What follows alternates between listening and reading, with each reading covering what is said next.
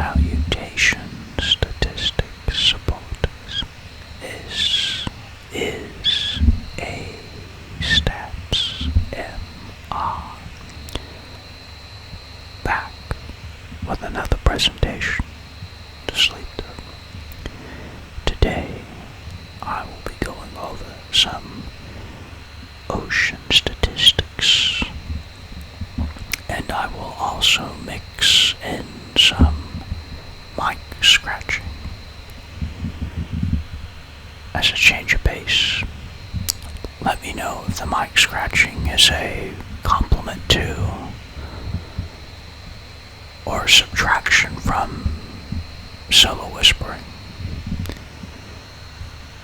Alright, now for an overview of the statistics that will be discussed. So, for today's presentation, I will go over statistics related to the size of the oceans in millions of square kilometers. I'll go over the average depth in meters, the deepest point of the 5 oceans, the surface temperature both at the equator and poleward, the coverage of the Earth's mass in terms of percentage, and rough estimates of the number of fish, sharks, and shipwrecks per square kilometer, and for shipwrecks, the number per 1,000 square kilometers. Alright, let's go to the data. Alright, let's get into the data. The first metric is going to be the size in millions of square kilometers. The largest ocean is the Pacific Ocean at 165.25 million square kilometers. The second largest is the Atlantic Ocean at 82.36, which is half the size of the Pacific. The third largest ocean is the Indian Ocean at 73.56. The fourth largest is the Southern Ocean at 20.3. And the smallest ocean is the Arctic Ocean at 45.05. That's an average of 71.104. With a standard deviation of 54 and the upper standard deviation of 207. So there are no outliers for size.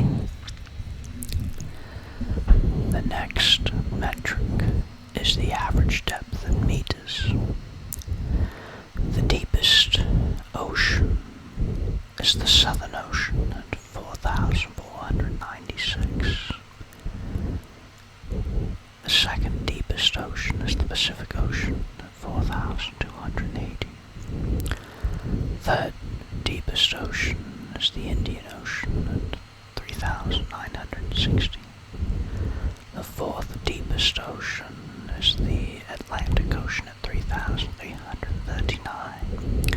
And the shallowest ocean is the Arctic Ocean. I guess it has a very cold personality and doesn't have a lot of profound things to say in the Arctic Ocean. Next is the deepest point. The deepest point is in the Pacific Ocean at 10,911 meters. The next deepest point is the Atlantic, 8,605, followed by the Indian Ocean at 7,450, with the Southern following at 7,235, and the Arctic Ocean at 5,450.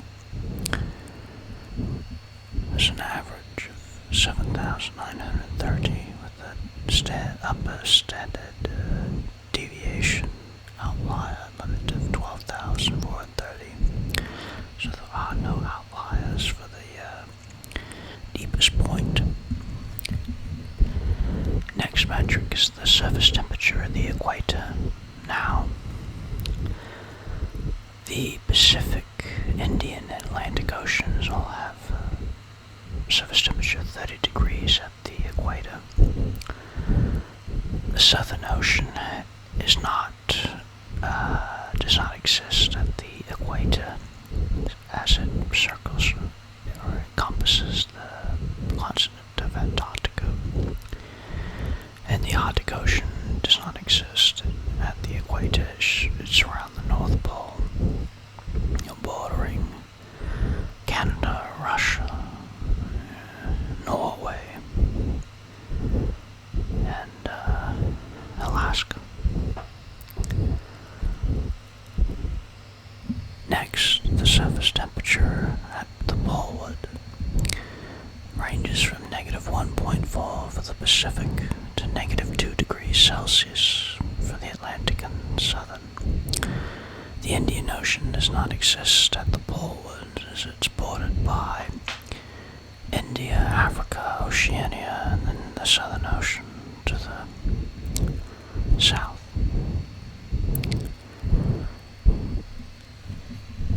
And next we have coverage in terms of percentage of the Earth's landmass.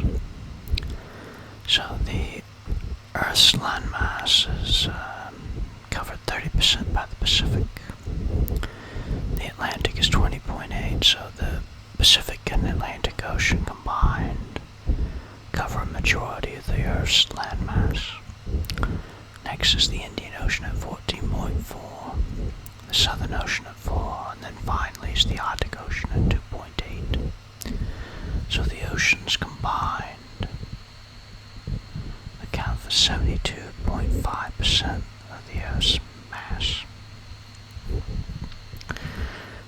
Next we see the graphs here.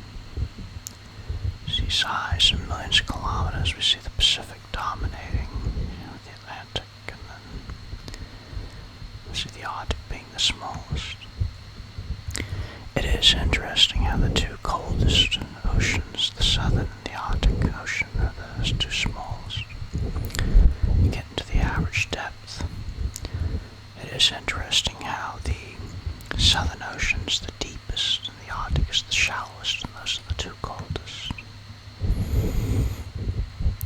And then we see how the deepest point is the Pacific, Atlantic, and then the two coldest oceans, with the Indian Ocean being the midpoint.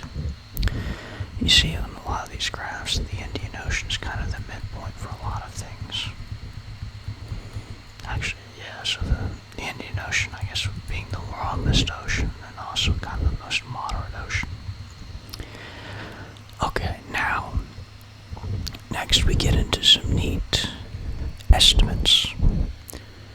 So again, no one was able to count all the fish in the ocean, but there's an estimate of 3.5 trillion fish in the ocean. And you divide that by the sum of the sizes of the oceans, you get 355,520,000 square kilometers, which equates to 9,844, rounded up to 45 fish per square kilometer of the ocean.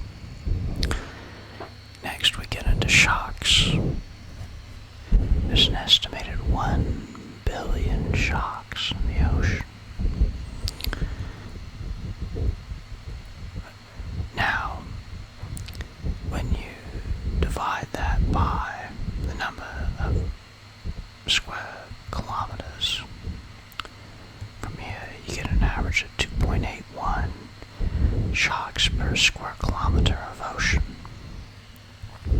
Now we want to find out the number of, since a shark is a type of fish, we want to find the number of non-shark fish in the ocean. Subtract the estimate for the fish, subtract the estimate for the sharks, and divide that by the square kilometers. You get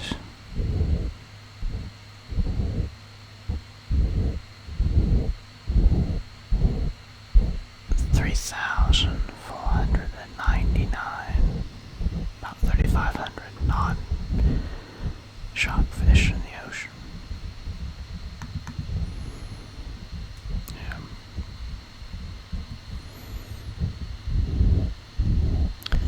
Or, sorry, yeah, non-shark fish per shark. Sorry. Now we get into an estimate. So Popular Mechanics has an estimate of 3 million shipwrecks, that are for all time in the ocean. And you divide that by, now I had to normalize the data, make it readable for humans. So when we divide that by 1,000 square kilometers, you have 8 shipwrecks per 1,000 square kilometers. I couldn't find a conclusive study about where most of the shipwrecks were. I'm guessing you would exclude the southern and the Arctic oceans, because those are the coldest oceans and would have less ship traffic. So, but between the Pacific, the Atlantic, and the Indian Ocean, I'm unsure which one would have the most shipwrecks. Next we get into correlations. So, there wasn't a strong correlation between the size of the ocean and the average depth. There is a decent correlation between the average depth and the deepest point, 0.65. There's a strong correlation between the size and the surface temperature of the poleward. So, the larger the ocean, the higher the temperature was at the poleward. And there is a strong correlation between the size of the ocean and how high the temperature was at the equator. So, some interesting correlations between size and